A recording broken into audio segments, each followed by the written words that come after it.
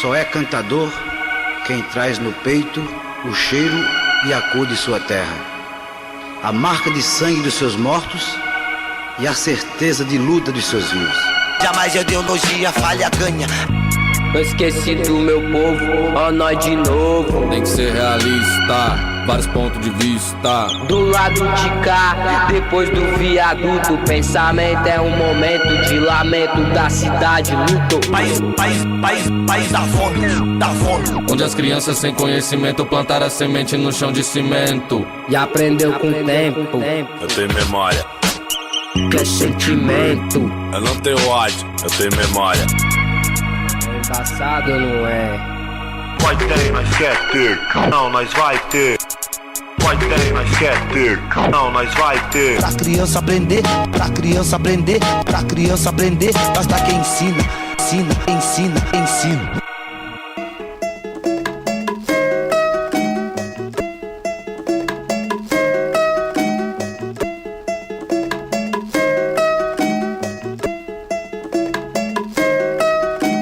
Preparando o salto, comando de assalto. A raiz cresceu no morro e tomou conta do asfalto. Fábrica de bomba, a empresa nunca tomba. A porta que nós arromba só passa quem tem passado. Volta a fita, eu tava lá, olhando tudo de perto. Carregamento traçado, sempre com destino certo.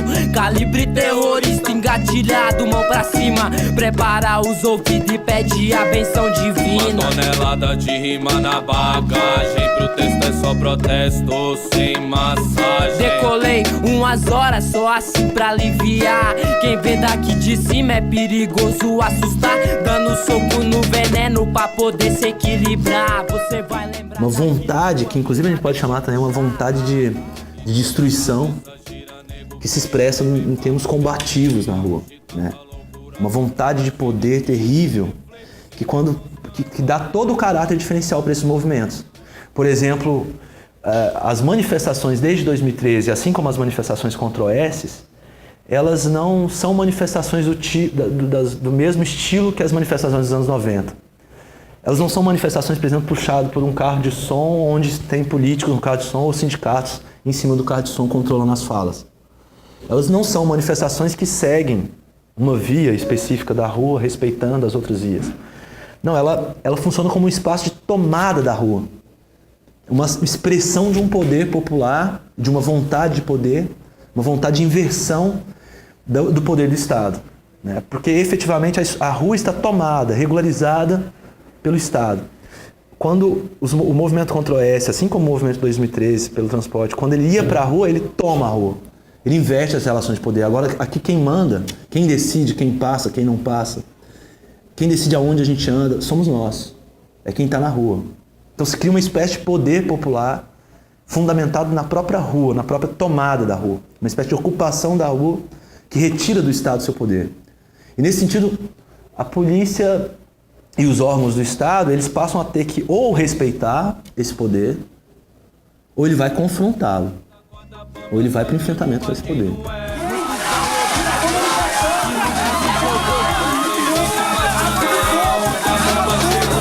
Cabeça do morro, pro coração desse povo vai ser de dentro pra fora. Ó, nós nascemos de novo. Sei que o tempo não atrasa o dia da permissão. Se joga mais, não se afoga, que essa selva é pra leão. Tem que ser leão, tem que ser. A selva é louca e nós tá aqui pra aprender. Tem que ser leão, tem que ser. Caçador, hoje a caça é você.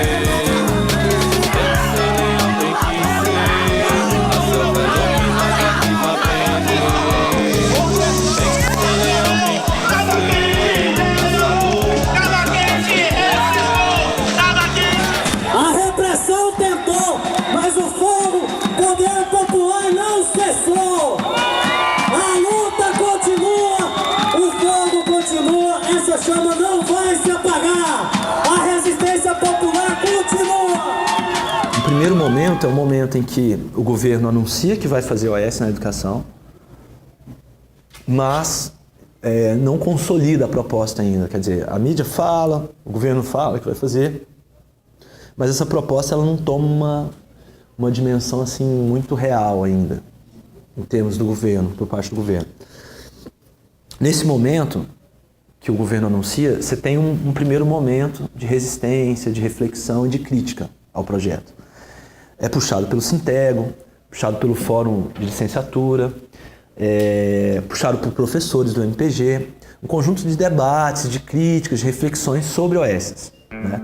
Mas um processo incipiente ainda de reflexão e de oposição teórica ao que está acontecendo, né?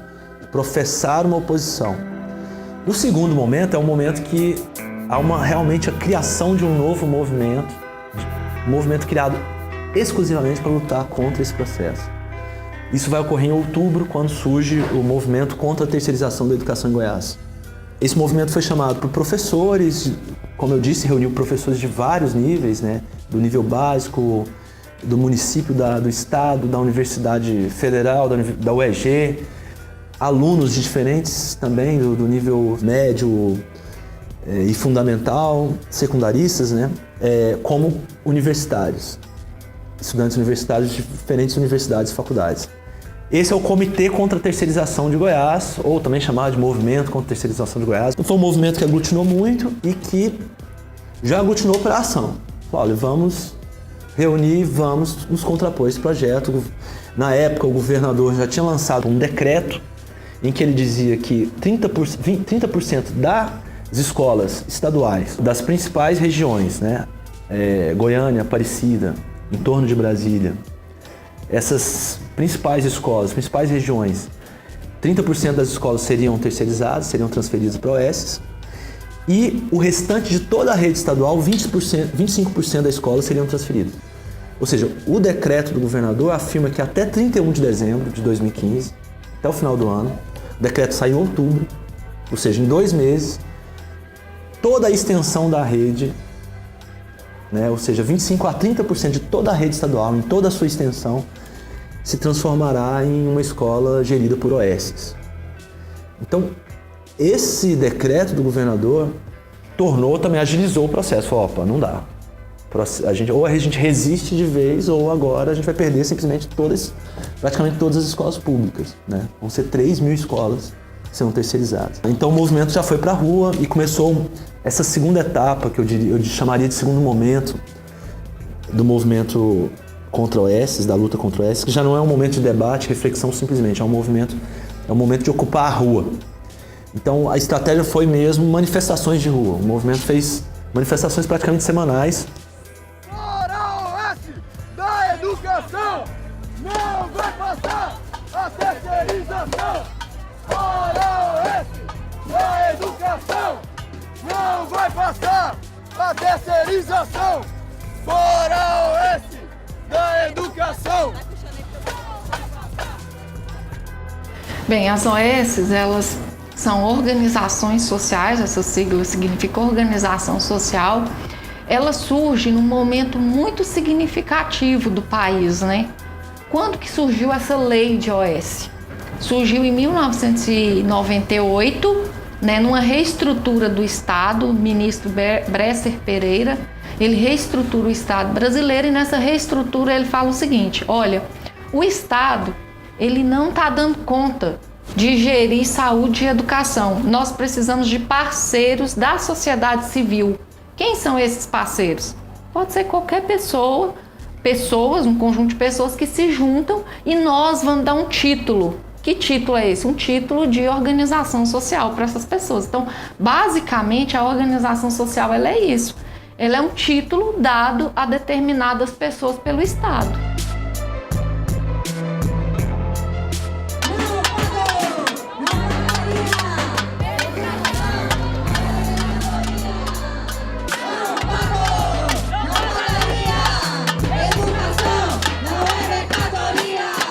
De acordo com o edital das OS, se eu não me engano é na página 38, ele está falando quanto de dinheiro que ele vai repassar por aluno para as OS. E lá está falando que é R$300 por aluno. Se você for pensar, tem escola que eles não repassam R$50 por aluno. Por exemplo, a escola de Pirinópolis. Tem escola aqui em Goiânia que eles repassam R$152 por aluno. Eles repassando R$300 para a OS, eles estão dobrando. E mais do que dobrando em algumas escolas a quantidade de dinheiro que eles estão repassando para as OS. Nós questionamos isso, como você vai repassar muito mais dinheiro para a OS se você poderia estar repassando este dinheiro agora? Se você está repassando o dinheiro do Estado, está continuando a sair do Estado, os impostos do povo, do pai, da mãe, está indo para as OS, poderia estar indo para a escola, para os alunos, professores, os pais, os gestores da escola irem lá e administrarem aquele dinheiro. Se terceirizar, nós vamos ocupar! Se terceirizar, nós vamos ocupar! Se terceirizar, nós vamos ocupar! Se terceirizar, nós vamos ocupar! E a gente foi pro terceiro ato. Eu lembro que nesse dia a gente saiu mais cedo, a gente fez uma reunião aqui na porta do liceu. E a gente decidiu que ia fazer uma bandeira, porque no ato anterior a gente tinha visto que tinha muitas pessoas com bandeiras e cartazes.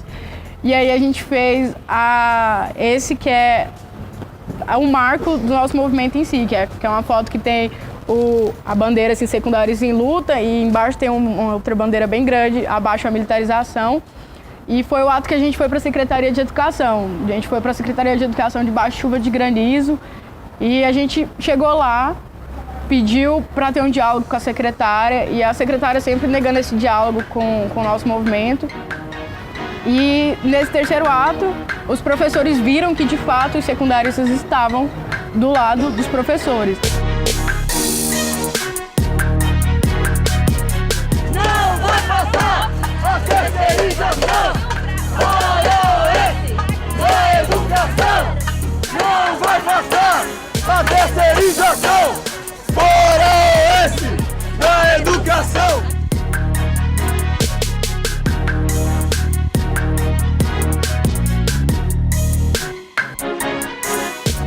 Do ponto de vista das relações de trabalho, a precarização absoluta, que é uma outra característica desse momento do capitalismo que a gente chama de mundialização do capital, né?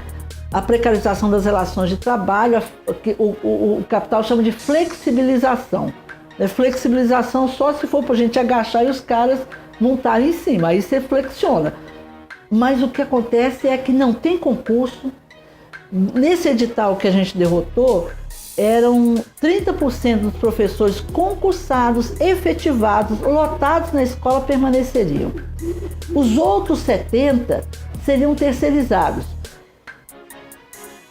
Pessoa que é escolhida a partir do interesse, do humor do dono recém-chegado na escola, né, do cara que se apropriou da escola, não tem necessariamente que ter formação. O edital dizia assim, se não tiver pessoa com graduação em condição de dar aula, pode procurar outras alternativas.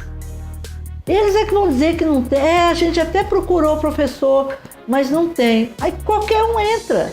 Aí você retrocede décadas nas conquistas no campo da educação brasileira. Estado veio quente, nós já tá fervendo. Estado veio quente, nós já tá fervendo. Quer desafiar? Não tô entendendo. Mexeu com o estudante, vocês vão sair perdendo. Porque o estado veio quente, nós já tá fervendo. Quer terceirizar? Não tô entendendo. Mexeu com o estudante, você vai sair perdendo. O sistema é escola de luta. O CEPAI é escola de luta. O IFP é escola de luta. Fica preparado, terceirizar, nós vamos. A outra questão questionável no edital são quem são as pessoas que estão por trás dessas OS.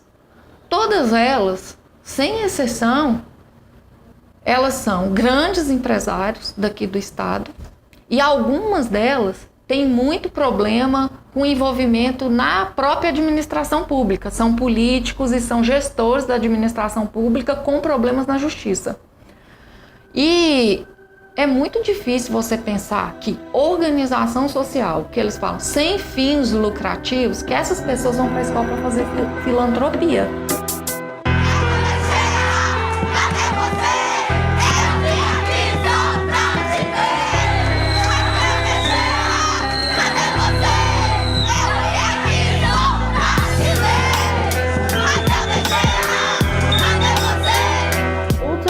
eles poderiam produzir materiais didáticos. Uma das OS que se habilitou e depois foi completamente desabilitada, desmoralizou, o governo suspendeu, é de um grupo de pessoas que tem editora aqui em Goiânia, uma gráfica editora. Os caras já estavam preparando material didático para a empresa deles vender para a escola privatizada que eles gerenciariam. Quer dizer, é um buraco sem fundo. É um buraco sem fundo.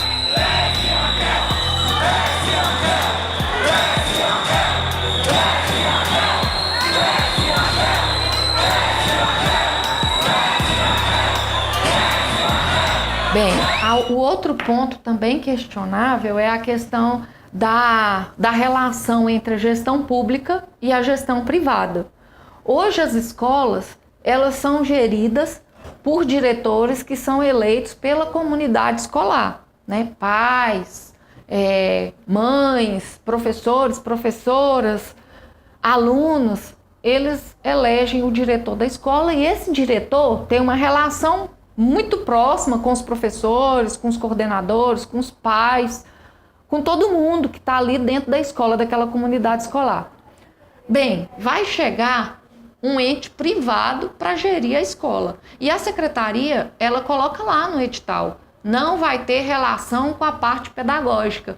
O gestor de OS vai gerir somente a parte técnica, que ela chama de técnica lá, são materiais, são computador, pintura, a infraestrutura da escola de modo geral. Mas veja bem, no item lá, que se eu não me engano é o item 2.1, ela já começa a falar dos índices, que quem tem que garantir esses índices que eu coloquei, IDEB, IDEGO, IADA, são as OS. Ora, os índices estão diretamente ligados à questão do ensino-aprendizagem, né? E quem vai gerir isso são as OS. Então, ela está diretamente ligada a quê? A gestão pedagógica da escola. A gestão pedagógica da escola também está atrelada às OS.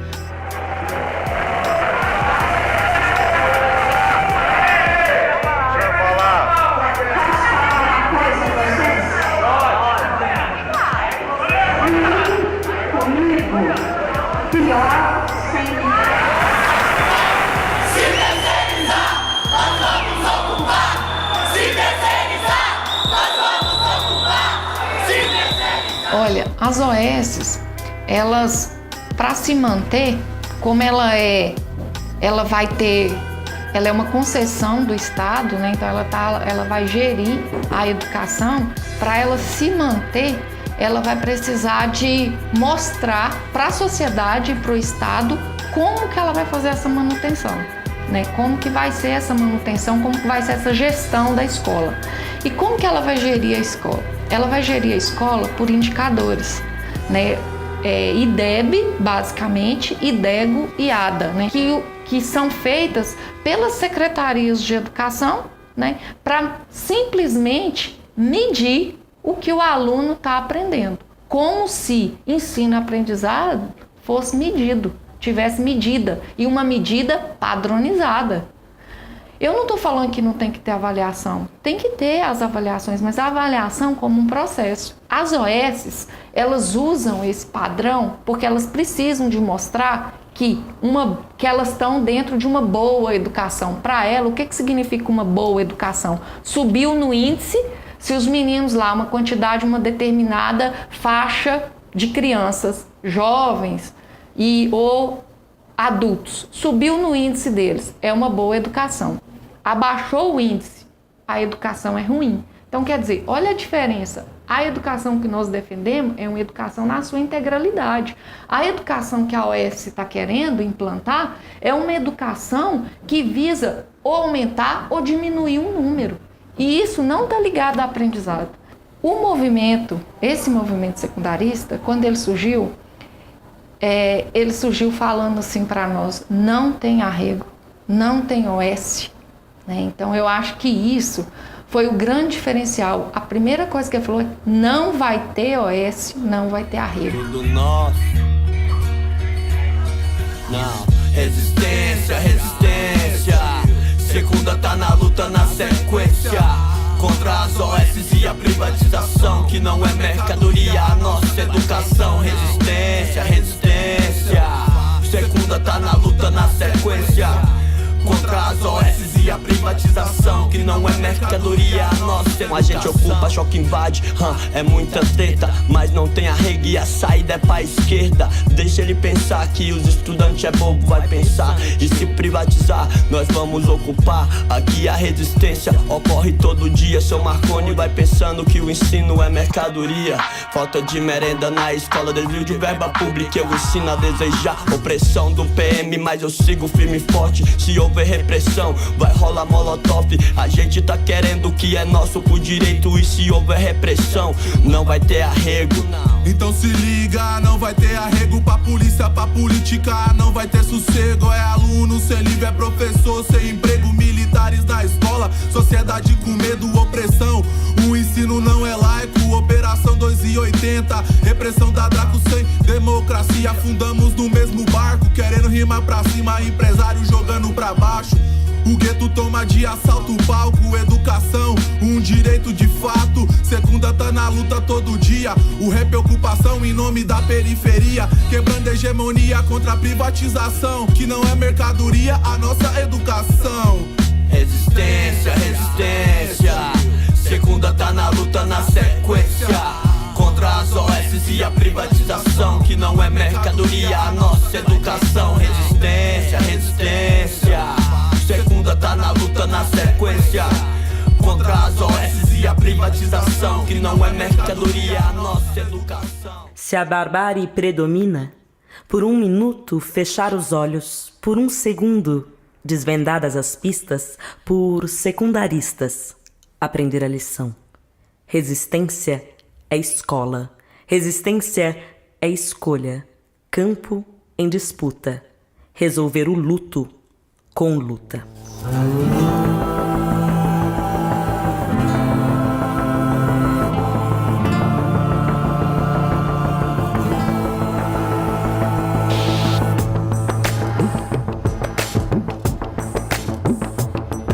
Escola de luta, força na palavra, escola de luta, coragem na ideia, escola de luta, firmeza na conduta, escola de luta. Ocupação das escolas não é invasão, pelo contrário é solução.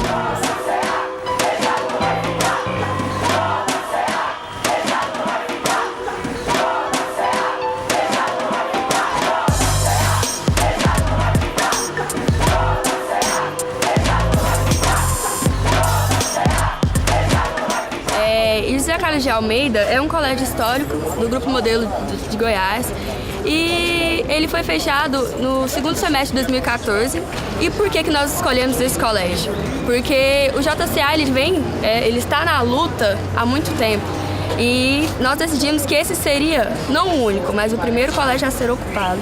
Mas agora, com essa terceirização, nós sabemos que não é só essa escola que irá morrer, serão todas. Então, enquanto o Estado está fechando escola, nós começamos a abrir uma escola agora. Bateu essa vontade, me bateu uma ideia de fazer uma batida pra somar na assembleia, de juntar minha voz no canto do povo. O grito é feroz, acende esse fogo. E a gente não tinha grandes pretensões com essa ocupação. A gente imaginou que ela poderia durar 2, 3 dias.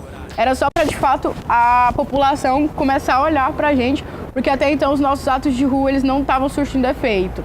Estavam servindo só para apanhar da polícia, tomar banho de chuva e era isso, não tinha efeitos maiores na sociedade. E aí, quando a gente ocupa a primeira escola, a gente já conseguiu esse olhar da mídia pra gente. No outro dia, eu lembro que a gente estava na ocupação, a gente foi assim mesmo no tranco e barranco mesmo. E a gente acordou no primeiro dia, a gente não sabia se ia ter café da manhã, de repente teve café da manhã. Deu 11 horas da manhã, a gente não sabia se ia ter almoço, teve almoço. E aí a gente começou a se organizar melhor e começou a trabalhar dentro da ocupação, através de comissões, essas coisas.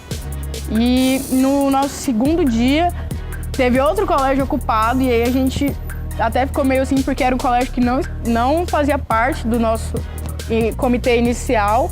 Era um colégio que a gente não conhecia, que era da região da periferia aqui de Goiânia, lá da região noroeste. Mas a gente ficou muito feliz com essa segunda ocupação. E aí, no terceiro dia, a gente decidiu ocupar aqui o liceu, de fato, porque os professores, sabendo da nossa organização aqui dentro e com medo da gente ocupar e eles não conseguirem fechar o ano letivo, eles decidiram que iriam adiantar todas as provas de recuperação. Isso foi em cima da hora, os alunos que não estavam preparados para as provas da recuperação, né, porque eles adiantaram. Os alunos acharam que ia ter pelo menos um final de semana para estudar, para fazer essas provas. E aí eles adiantaram tudo e a gente adiantou também. A gente articulou essa ocupação na noite da quinta-feira e a prova ia acontecer na sexta-feira pela manhã. E na sexta-feira pela manhã a gente ocupa o liceu. E aí, a partir disso, foi uma ocupação por dia. Vacilou, mas entrou mais uma escola ocupada. Vacilou, entrou mais uma escola ocupada. Mais uma, mais duas, mais três escola ocupada. Mais quatro, mais cinco, mais seis, mais sete, mais oito escola ocupada. Vacilou, entrou 70 escola ocupada. Vacilou, entrou, é o estado inteiro ocupado. Ai, ai, oi, oi. Nós estudantes secundaristas ocupamos o colégio pré-universitário de forma pacífica. Somos contra a militarização e a terceirização das escolas. Estado veio quente, nós já tá fervendo. Estado veio quente, nós já tá fervendo. Quer desafiar? Não tô entendendo.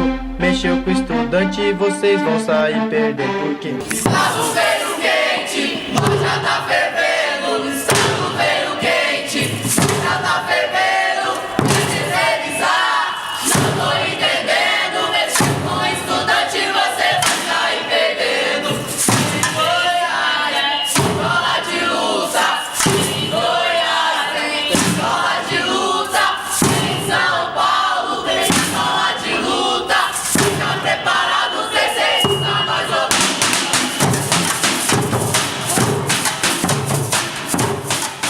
Foi uma ocupação muito tensa durante os primeiros dias, os 3 primeiros dias.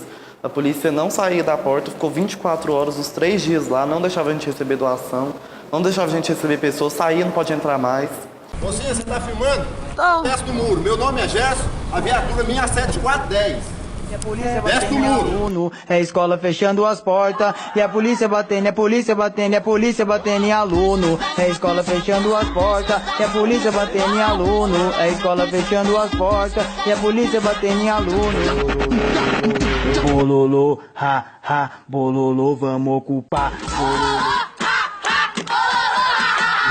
A escola agora é nossa, eu quero ver quem vai tirar. Bololô, ha, ha, bololô, vamos ocupar. Bololô, ha, ha, bololô, vamos ocupar. E aí pronto, a escola estava ocupada, a gente trocou os cadeados, né, colocou os nossos e tomamos o controle da escola inteira. Só para loucos, isso é só para loucos. Caretas não, só para loucos, isso é só para os raros.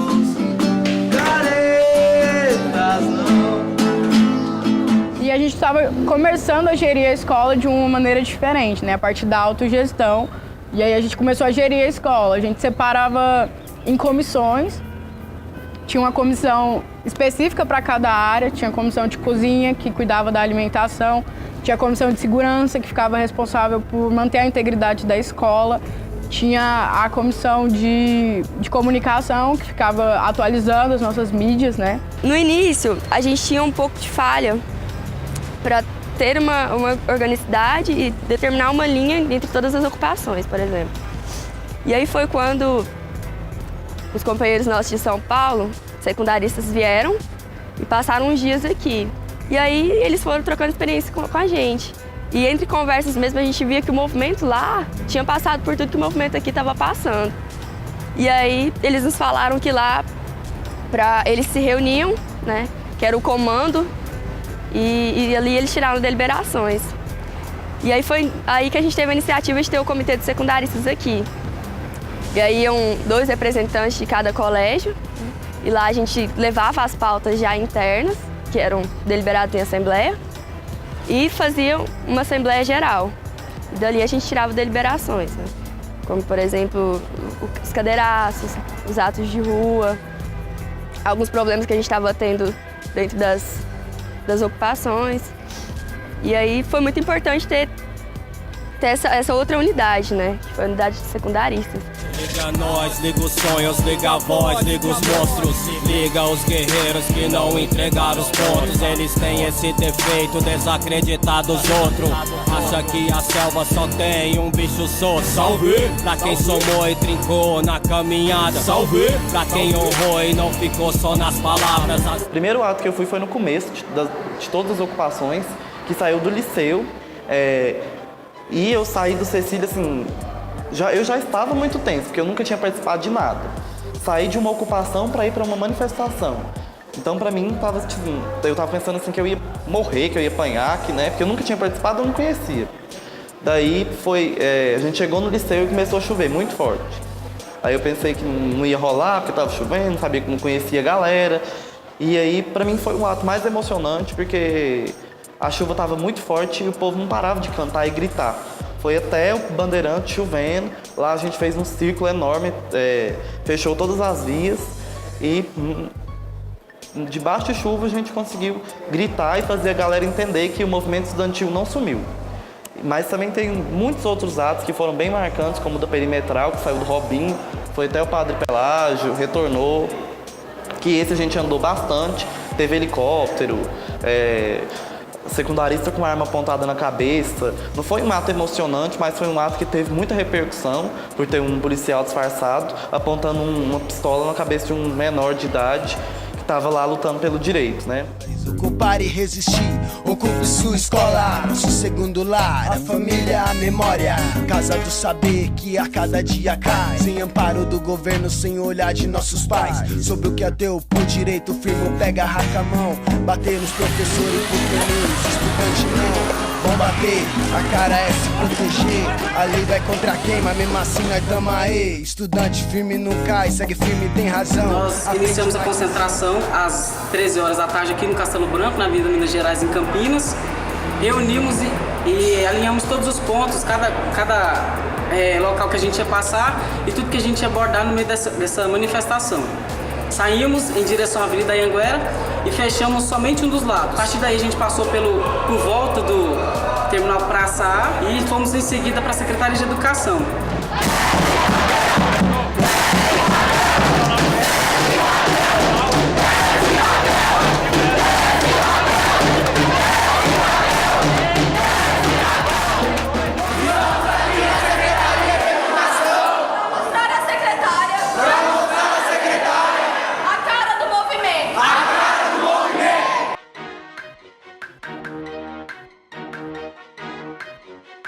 A senhora se diz tão preocupada com os estudantes. A primeira pergunta é: por que a senhora mandou cortar a água e a energia das escolas ocupadas?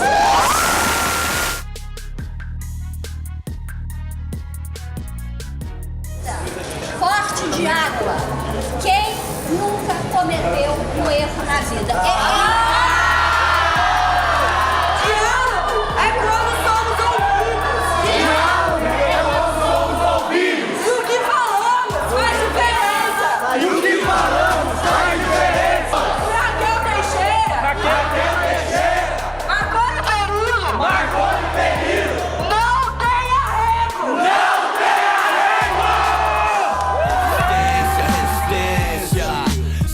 Tá na luta, na sequência contra as OS e a privatização, que não é mercadoria, a nossa educação. Bom, pra gente, foi um marco de sentimentalismo muito grande, sabe? Porque não era pra ninguém ter criado um vínculo tão grande com o outro, mas acho que a gente começou a viver tanto junto, saca? Todo dia a gente passou o Natal junto, a gente passou o Ano Novo junto. 4 meses dentro de uma ocupação, morando lá dentro, sabe? Todo mundo sabia dos seus problemas já e te ajudava. Então foi assim, foi uma família que eu tive totalmente nova. Totalmente, assim, que me apoiava, que estava ali comigo e que eu também estava com eles e que a gente era uma união diferente das famílias de sangue.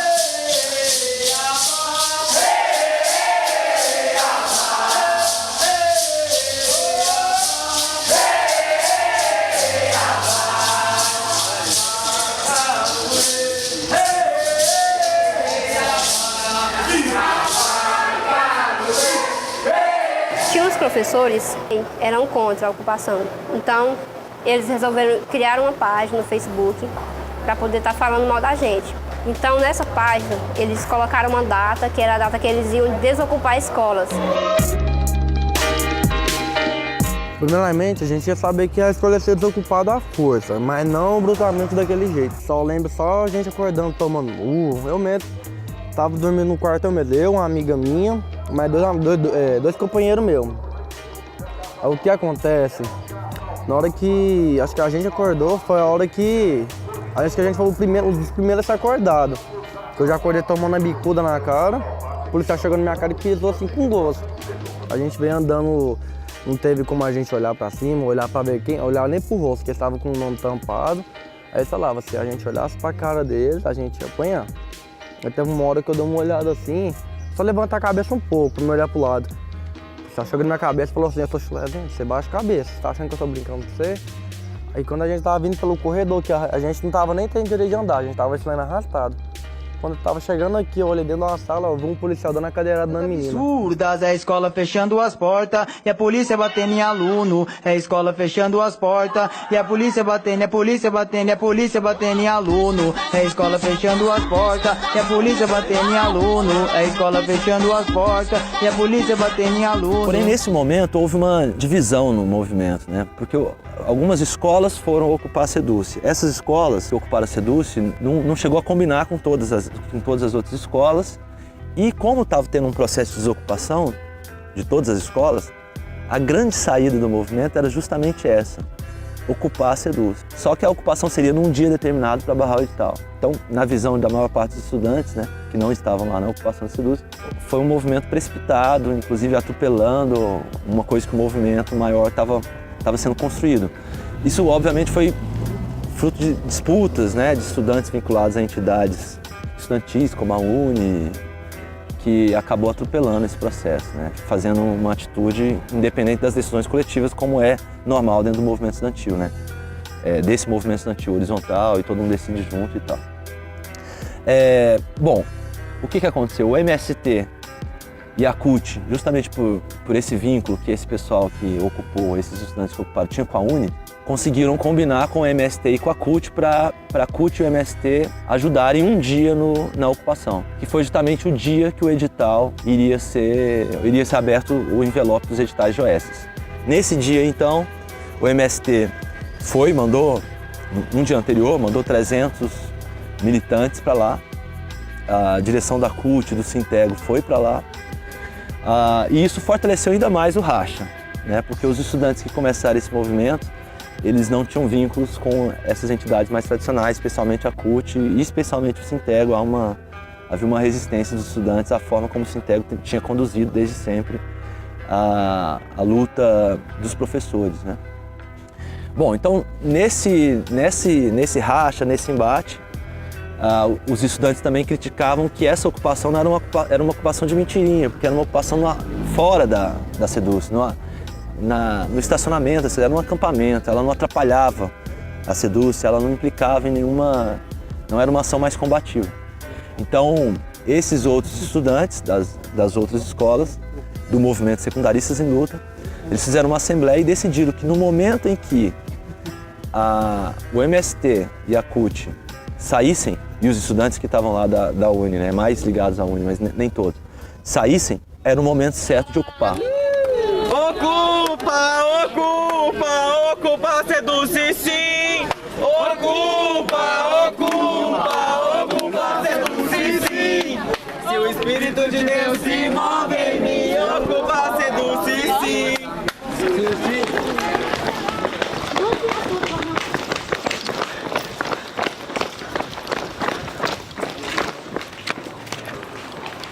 Rápido, resolve rápido também. Nossa, bom, gente, cadê essa porra? E alguém tem que avisar o mais rápido possível. Eu tô tentando, velho.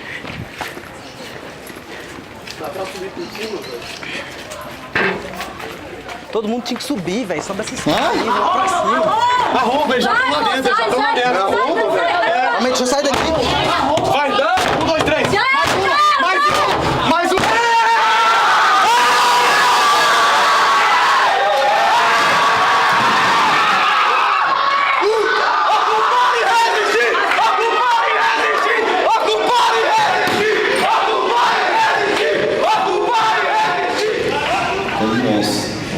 Quando nós ocupantes, apoiadores secundaristas, chegamos lá, boa parte da maioria pulou a primeira grade e, na minha visão, o que eu estava vendo naquele momento era, quando eu pulei a primeira grade, já coloquei um capuz e uma camisa na cara para não ser identificado.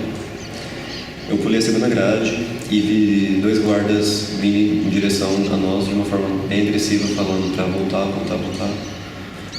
E nisso, várias pessoas já tinham pulado ali e eu escalei a parede e consegui chegar ao teto. E deslocando uma mesa até a porta para que não houvesse entrada de seguranças, que posteriormente, em torno de 2 minutos, eles estavam tentando empurrar a porta para ver a entrada, para fazer uma possível retirada agressiva dos estudantes.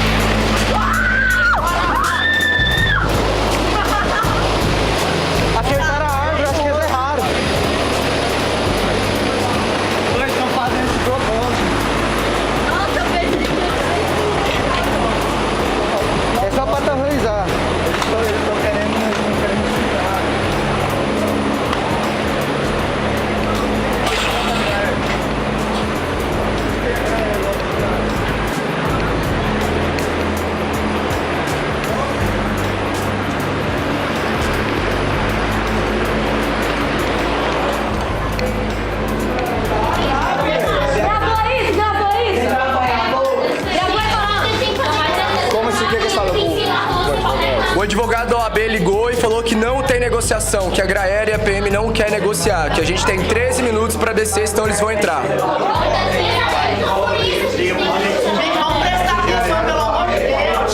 Vamos organizar, gente. Calma. Resistência ou qual?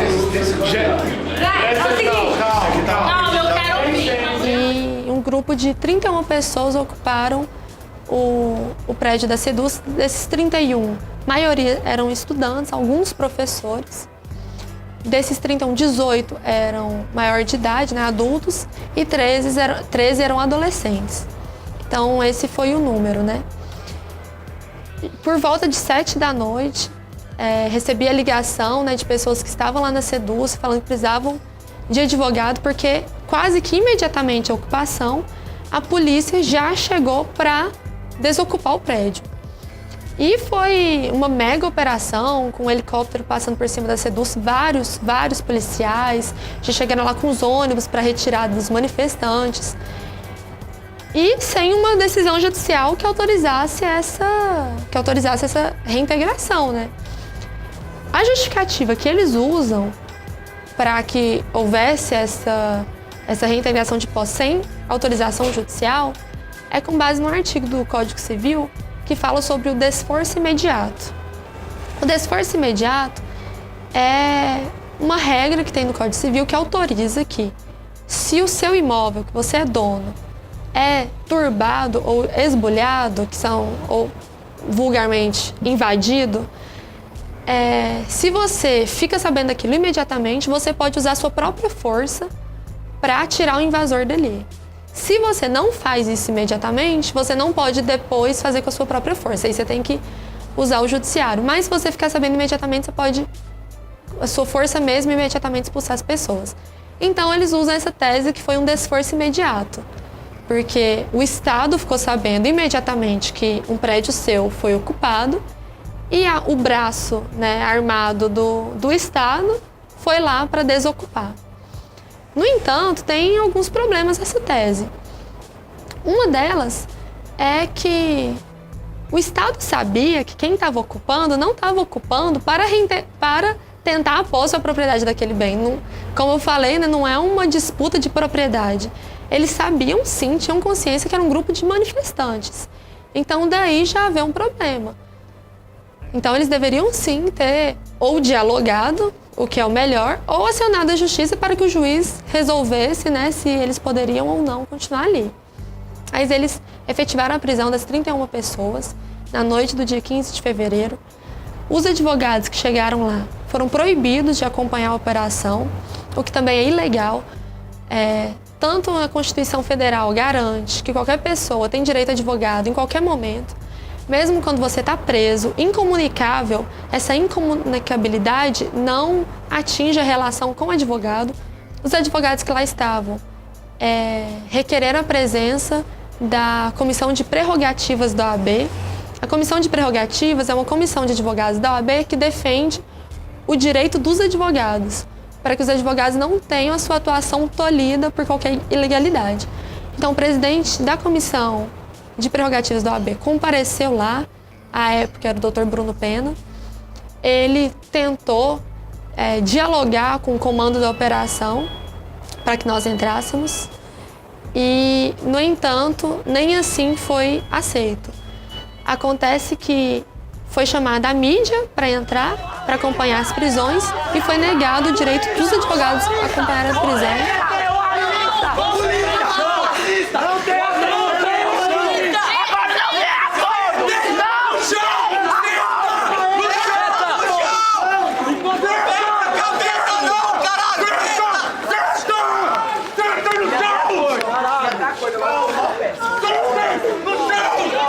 Senta no chão, fica calmo.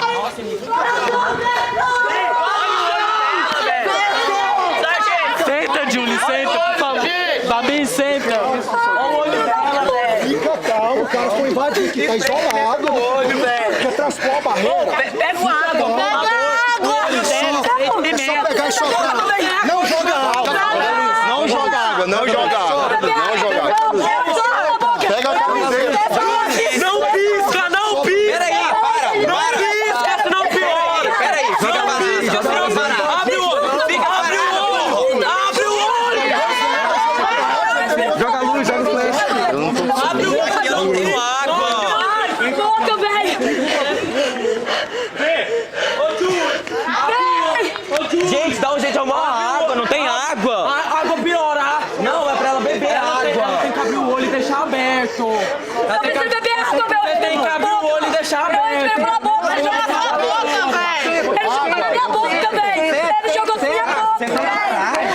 na boca, qualquer coisa joga na boca dela. Tira a mão daqui, deixa eu bater o negócio. Ela respira pela boca. Um secundarista foi até o portão para poder chamar algum advogado para acompanhar o acordo. E aí, nesse momento, os policiais abriram o portão, puxou ele para fora, agrediu ele. Logo depois, nesse momento, quando a gente viu, já foi um momento muito tenso, assim, foi uma correria e todo mundo foi para frente do portão para ver o que estava acontecendo. E chegando lá, alguns policiais soltaram gás de pimenta também no rosto de uma outra secundarista e algumas pessoas que estavam lá próximas também foram atingidas com esse gás. A pessoa atingida ela tem um problema respiratório, então foi muito tenso esse momento, até porque a gente estava tentando acalmar ela e controlar um pouco a respiração para que ela pudesse ficar bem. A gente desesperado, gritamos por algum atendimento médico, eles não fizeram nada. E depois disso, depois que ele conseguiu meio que amenizar essa situação, nós voltamos, sentamos novamente no chão e quando a gente olha para trás, tá lá a tropa de choque nos cercando por trás e já tinha alguns policiais da choque também lá dentro do prédio, mas era um número muito pequeno. E aí chegou o comandante Carison da tropa de choque, gritando com todo mundo, dando voz de prisão. Depois disso, a imprensa entrou sem a nossa autorização de filmagem e essa empresa entrou como uma jogada da tropa de choque ou dessa segurança pública para mostrar que a gente não tinha sofrido agressões. Mas quando ela entrou, todo mundo falou a verdade, por mais que a gente estivesse cercado pela tropa de choque. Todo mundo falou que foi violentado, relataram a violência que eles sofreram e eles resolveram não mostrar essa matéria. Sonhos limitados, presos pelo sistema. A liberdade forjada, sempre forçada, é a cena. É só problema, abismo, assunto repetitivo. Os pastores que dão ovelhas pros lobos de aperitivos, jogados ao léu, julgados como réu por um pedaço de terra, por um pedaço de céu, por tudo isso que é seu, que sempre te pertenceu. Mas você paga por tudo, pois sua essência morreu. A polícia levou então em ônibus essas pessoas para a Draco, que é a delegacia especializada em repressão, né, ao crime organizado. Isso é outra questão que a gente vê que foge às prisões comuns, porque em janeiro de 2016 tinha sido inaugurada a Central de Flagrantes em Goiânia. Essa Central de Flagrantes é para onde é levado qualquer pessoa que for presa em flagrante em Goiânia por qualquer motivo, é levada para essa central. Essa central já havia sido inaugurada, então o procedimento comum seria de levar essas pessoas todas para a Central de Flagrante. No entanto, eles são levados para a Draco, que é uma delegacia que toda vez que tem prisões que nós consideramos prisões políticas, que são as prisões em manifestações, as pessoas são levadas para essa delegacia, o que também fere o princípio da isonomia, de todos serem tratados iguais, né? Então, o próprio princípio da igualdade que rege o direito brasileiro. Então, houve esse problema também deles terem sido levados para a Draco, que tem se conformado na cidade como uma delegacia especializada em manifestantes, né? Em prisões políticas. Decadência de ensino, ausência de educação. Aprendi a viver de fome, engolindo a solidão. Silêncio venta, gelado, me esquento na escuridão. Sou uma pedra no cachimbo, o álcool, a escravidão. Falta cultura em todos os pratos, de todos os cubículos. Garganta seca de mudança, a vida amarga e seus vínculos. Sujeito a tapa na cara, sobreviventes na guerra da ditadura e sua farra por cada palmo de terra. E nasce uma biqueira por hora, o menor sem escola dispara, pistola, dinheiro é pra Copa. Exploração infantil, mercado sexual, e o veneno se espalha no país do carnaval.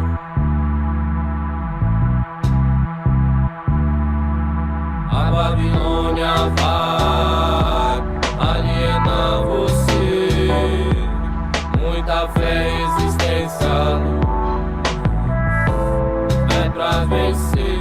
A Babilônia vai alienar você, muita fé e existência é pra vencer. A Babilônia vai alienar você, muita fé, existência, luz é pra vencer. Já tô cansado de ver, se ainda consigo ver essa fumaça cinzenta que me impede de ver esse sol que nasce todo dia, que queima a pele de quem trabalha e sofre essa agonia. Esse sol que nasce todo dia, que queima a pele de quem trabalha e sofre essa agonia. No país do futebol, pátria amada Brasil, só vejo uma torcida com o prato vazio. Sua bandeira não aquece o meu povo no frio. No sonho pra não acordar, me diz quantos não dormiu. Medo escorre na testa, tá no suor de quem protesta. Cansado de aceitar que o fim de tudo sempre é festa. A solução vem de nós, se a Babilônia descer. E quem ainda tem voz, existe até morrer. Se a Babilônia não... Pela análise do flagrante, vislumbra-se estarem sendo imputados os atuados na prática dos crimes de dano qualificado e corrupção de menores, cujas penas ultrapassam o patamar legal de 4 anos, razão pela qual seria possível a decretação da custódia cautelar. Da mesma forma, pela análise minuciosa do flagrante, vislumbra-se haver prova da materialidade e indícios suficientes de autoria. Em que pese eventuais teses de negativa de autoria, entende o Ministério Público que esse não é um momento adequado para análise meritória, devendo tal entendimento ser consagrado no curso da investigação e, se o caso, posteriormente, durante a instrução criminal, após a propositura da ação penal. Ademais, no caso em comento, os indícios de autoria resultam das declarações das autoridades policiais condutoras do flagrante, sobretudo porque, conforme relatos, câmaras de vigilância estavam ali para individualizar e permitir a individualização de todos aqueles envolvidos na prática criminosa. Assim sendo, o entendimento do Ministério Público a prova da materialidade e indícios suficientes de autoria. Em que pese isto, a liberdade dos autuados não representa, no entendimento deste órgão, qualquer risco à ordem pública, aplicação da lei penal ou à conveniência da instrução criminal. Os fatos não se revestem de maior gravidade, não houve emprego de violência ou grave ameaça à pessoa, todos os autuados são primários, possuem residência fixa e, se não estudantes, possuem ocupação lícita, conforme todos os termos de interrogatório acostados ao flagrante. Noutra senda, a liberdade faz conveniente cumular a liberdade com as medidas de comparecimento a todos os atos do processo e manutenção do endereço sempre atualizado, como forma de assegurar o regular curso da instrução criminal e a vinculação de todos os autuados ao juízo. Noutra senda, mantém o Ministério Público o entendimento da fixação da cautelar prevista no artigo 319, inciso 2 do Código de Processo Penal, sobretudo porque todas as cautelares têm natureza provisória e, pela sua própria característica, podem ser revistas a qualquer tempo e modificadas, então, pelo juízo. Entende este órgão que a referida cautelar de proibição, no momento inicial, de acesso à sede administrativa da SUDESP faz-se necessário como forma de evitar a reiteração na prática de infrações penais, sobretudo considerando que tais atos vêm ocorrendo de forma reiterada e que, ainda que não seja por parte dos autuados aqui presentes, vem sobremaneira causando transtornos à manutenção do serviço público, uma vez que a cada nova invasão e a cada novos atos supostamente delitivos, e sim seja a presença da polícia, a realização de perícias, e acaba causando vários transtornos no desenvolvimento do serviço público de uma forma geral. Assim, nesse momento inicial, até que a investigação prossiga e as condutas sejam devidamente individualizadas, nenhum dano efetivo poderia se vislumbrar atividade escolar ou acadêmica dos autuados nessa proibição de presença na sede administrativa no momento inicial, sobretudo ressaltando que a cautelar pode ser revista a qualquer tempo. Vou colocá-los todos em liberdade hoje, imediatamente, certo? Vou deferir em parte o pedido da doutora promotora de justiça quanto às condições, exceto o não acesso à SEDUSC, que, se tratando de um órgão de educação, é lá que se faz educação, né? E é lá que se tem acesso quem quer ser educado, é o que vocês, pelo menos pelo que consta, pretendem, né? Ser estudantes, ser educados e pessoas que, né, desde que naturalmente se comportem corretamente, não depende do patrimônio, não agride pessoas, etc., fisicamente, etc.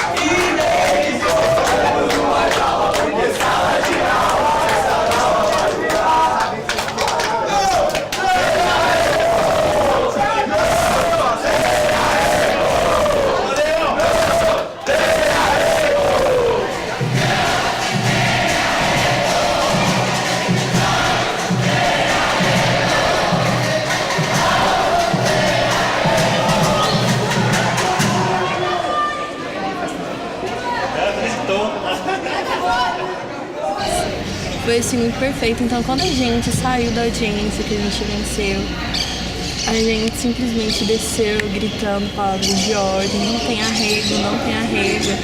Aí a gente foi descendo e quando a gente assim, chegou no portão do lado de fora, todo mundo gritando o nosso nome, distribuindo os panfletos assim com o nosso rosto. a gente ficou muito feliz porque não passava pela nossa cabeça de ter comovido tudo isso, porque isso repercutiu muito, assim, que não passava, que teria gente apoiando a gente lá do lado de fora. E quando a gente saiu, foi tipo, meu Deus do céu, perfeito, maravilha. Nossa, que bom estar aqui fora, que bom respirar um ar corrente, um ar livre, sabe?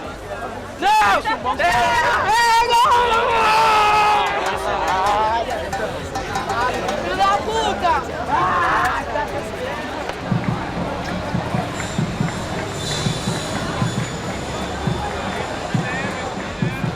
A prisão, ela teve um papel fundamental, porque ela gerou muita solidariedade, ela tornou a causa local nacional, né? Todo mundo começou a ver.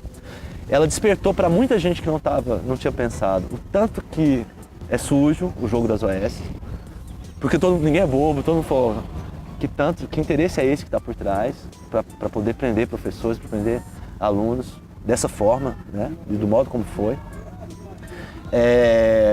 E chamou a atenção para o edital, e o edital cheio de irregularidades e ilegalidades, então chamou a atenção para a discussão sobre o OS. Então a prisão, e acabou gerando um clima anti-governo, anti essas atitudes e tal. A gente teve muito apoio mesmo, teve carta de professores da Rússia, escreveram cartas de apoio né, e repúdio contra a nossa prisão. Isso para citar um exemplo, né, assim, que é meio absurdo, escrevendo em russo, né? Mas teve apoio internacional, né? Então eu acho que, querendo ou não, a prisão por mal, né, pelo mal que ela politicamente ela acabou fazendo o governo recuar, ajudou o governo a ter que recuar e cancelar o edital. Na verdade, politicamente ele disse que ele terminou o edital sem nenhuma OS classificada, então o edital foi suspenso, foi fracassado, é o nome que se usa, né? Quando o edital foi fracassado, terminou sem nenhuma OS. Mas na verdade foi um recuo político do governo. Ele falou, olha, não há mais clima para passar uma OS. Está tão desmoralizada a coisa, o movimento conseguiu desmoralizar.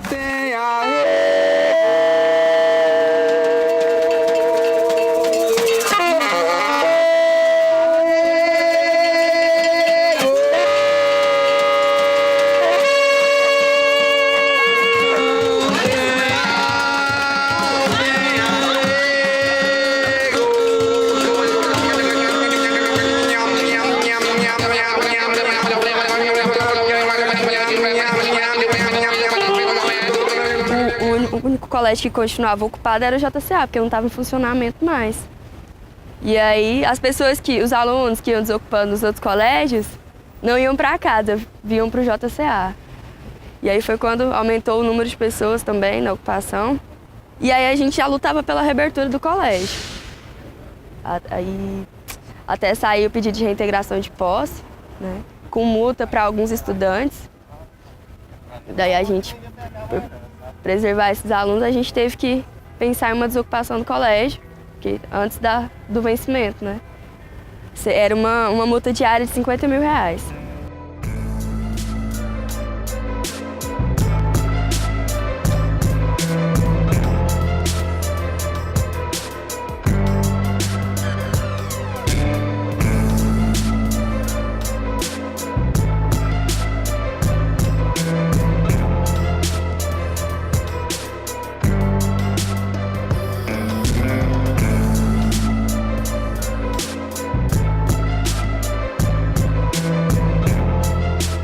Essa coisa que as pessoas dizem, tá vendo, não adianta nada.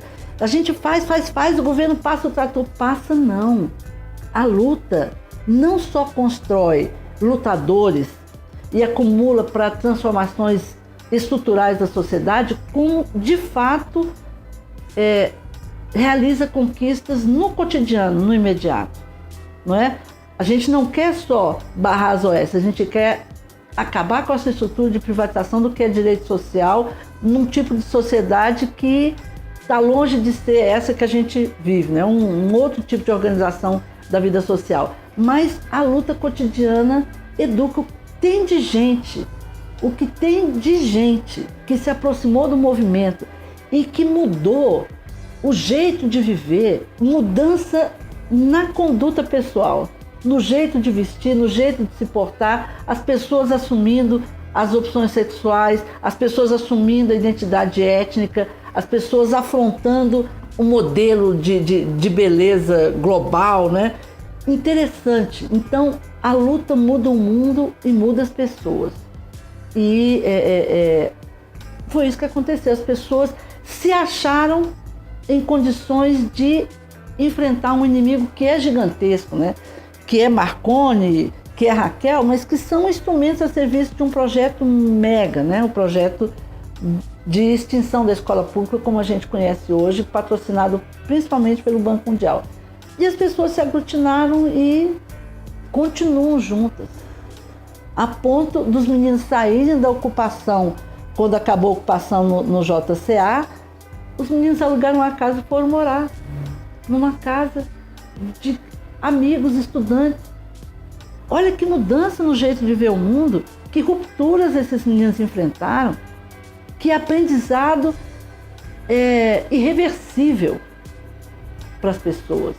E a sociedade também mudou, né? Isso com todas as dificuldades, os erros próprios de quem está tentando mudar as coisas, mas a sociedade reconheceu. Precisou bater em muita gente para tentar criminalizar e desmoralizar o movimento. Mesmo assim, essas pessoas que se juntaram não só não desistiram, como não se apartaram. Tem que rodar também,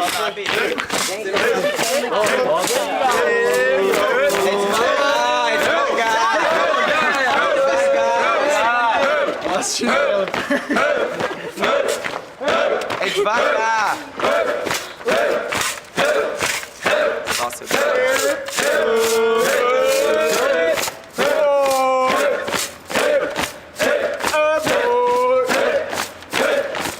passos para frente, 3 passos para trás.